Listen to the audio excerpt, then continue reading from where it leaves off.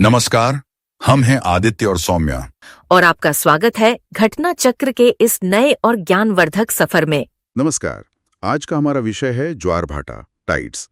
और हम ये समझने की कोशिश करेंगे कि ये भारतीय बंदरगाहों के लिए इनका क्या मतलब है, क्या अहमियत है। हमारे पास जो जानकारी है वो ये दिखाती है कि ये सिर्फ पानी का चढ़ना उतरना नहीं है, इसमें और भी बहुत कुछ है। बिल्कुल, काफी महत्वपूर्ण पहलू हैं इसके। हाँ, तो मुख्य रूप से 4 बातें सामने आ रही हैं। एक तो ये कि नौ परिवहन मतलब नेविगेशन और मछली पकड़ने में ये कैसे काम आता है। दूसरा, बड़े जहाज़ों को पोर्ट तक लाने ले जाने में इसकी क्या भूमिका है।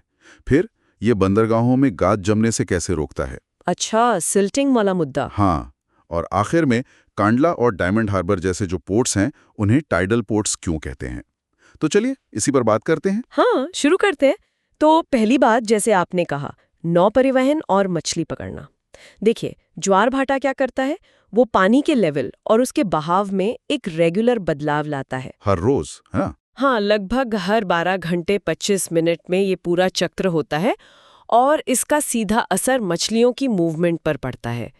तो मछुआरे जो हैं वो इसी पैटर्न को समझते हैं और उसका फायदा उठाते हैं। सदियों से करते आ रहे होंगे। बिल्कुल, उनकी तकनीकें इसी पर आधारित होती हैं और नाविकों को भी पानी की धारा किस तरफ बहेगी, कितनी तेज होगी, इसका अंदाजा लगाने में मदद मिलती है। ठीक है, ये तो हुई मतलब छोटी नावों और मछुआरों की बात। लेकिन वो जो विशाल जहाज होते हैं, कार्गो शिप्स वगैरह, उनके लिए कैसे मददगार है ये? यहाँ बात थोड़ी और इंटरेस्टिंग हो जाती है। हाँ, असल में बड़े जहाज़ों के लिए तो ये बहुत ही ज़्यादा महत्वपूर्ण है।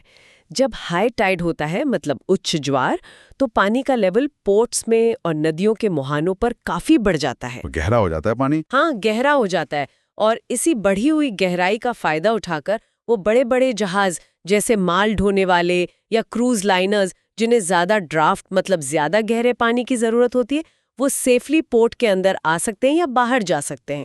अच्छा, तो हाई टाइड एक तरह से उनके लिए रास्ता खोल देता है। जी। और आपने वो 2 पोर्ट्स के नाम लिए थे, कांडला और डायमंड हार्बर। जी। कांडला, जिसे अब दीनदयाल पोर्ट कहते हैं गुजरात में, और डायमंड हार्बर जो हुगली नदी पर है, हाँ। पश्चिम बंगाल में, श्यामा प्रसाद मुखर्जी पोर्ट का हिस्सा है। जी। ये दोनों पोर्ट्स तो बहुत ज्यादा निर्भर करते हैं हाई टाइड पर। पूरी तरह से। हाँ। उनका पूरा ऑपरेशन, जहाज कब आएगा, कब जाएगा, ये सब ज्वार के टाइमिंग के हिसाब से ही प्लान होता है। वो प्रकृति की इस रिदम के साथ मिलकर काम करते हैं। कमाल है। मतलब इन बंदरगाहों का तो पूरा फंक्शन ही ज्वार पर टिका है। ये सोचना भी अजीब है कि कैसे एक नेचुरल फोर्स पूरी इकोनॉमिक एक्टिविटी को कंट्रोल करती है। अच्छा, जहाज़ों के आने जाने के अलावा वो गाद वाली बात क्या थी? सिल्ट कैसे हटती है इससे? हाँ, वो भी एक बहुत ज़रूरी पहलू है, खासकर पोर्ट्स के मेंटेनेंस के लिए। जब ज्वार आता है, पानी अंदर आता है, फिर भाटा आता है, पानी बाहर जाता है। एक तरह का फ्लशिंग एक्शन। बिल्कुल। इसी लगातार आने जाने से पानी अपने साथ वो बारीक मिट्टी, रेत यानी गाद, जो नदियों से या समंदर से आती है, उसे भी बहाकर ले जाता है। इसको हम टाइडल फ्लशिंग कह सकते हैं, एक नेचुरल सफाई का तरीका। तो ये कुदरती ड्रेजिंग होगी एक तरह से। हाँ, कह सकते हैं। इससे होता यह है कि बंदरगाहों और शिपिंग चैनल्स की गहराई बनी रहती है और वो जो ड्रेजिंग का काम होता है ना, मशीनों से गाद निकालने का, जो काफी महंगा भी होता है और लगातार करना पड़ता है। हाँ, वो कम हो जाता होगा। काफी कम हो जाता है, तो पैसा भी बचता है और उन बड़े जहाजों के लिए रास्ता भी साफ रहता है जो हाई टाइड पे आते हैं। देखिए सब कैसे जुड़ा हुआ है। समझ गया। तो कुल मिलाकर जो जानकारी हमने देखी वो यही बता रही है कि ज्वार भाटा कोई मामूली चीज नहीं है। ये समुद्री व्यापार, शिपिंग, पोर्ट मेंटेनेंस, यहाँ तक कि मछली पकड़ने जैसी रोजमर्रा की चीजों के लिए भी एक बहुत अहम सपोर्ट सिस्टम है। इसका असर छोटे मछुआरों से लेकर बड़ी ग्लोबल शिपिंग कंपनियों तक सब पर पड़ता है। हाँ, और अगर इसे हम थोड़ा और बड़े नजरिए से देखें तो ये साफ है कि ये जो नेचुरल रिदम है, ये तटीय अर्थव्यवस्था और विकास के लिए कितनी जरूरी है। हम सागरमाला या ब्लू इकोनॉमी जैसी बड़ी योजनाओं की बात सुनते हैं। हाँ, आजकल काफी चर्चा में है। तो इन स्रोतों से ये पता चलता है कि ऐसी योजनाओं को सफल बनाने के लिए इन प्राकृतिक शक्तियों को समझना और उनके साथ तालमेल बैठाना कितना महत्वपूर्ण है। बिल्कुल सही कहा। और यहीं से एक सोचने वाला सवाल भी मन में आता है।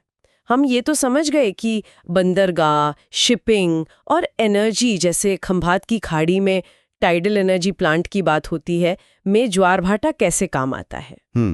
लेकिन ये जो इतनी नियमित और इतनी शक्तिशाली समुद्री लय है, इसका तटीय इकोसिस्टम पर, मतलब वहाँ के जीव जंतु, पेड़ पौधे या फिर तट पर जो समुदाय रहते हैं, उनके जीवन पर और क्या-क्या असर हो सकते हैं? शायद ऐसे असर जिनके बारे में हम अभी ठीक से जानते भी नहीं है या उन्हें उतना महत्व नहीं देते। इस पर शायद और सोचने की जरूरत है।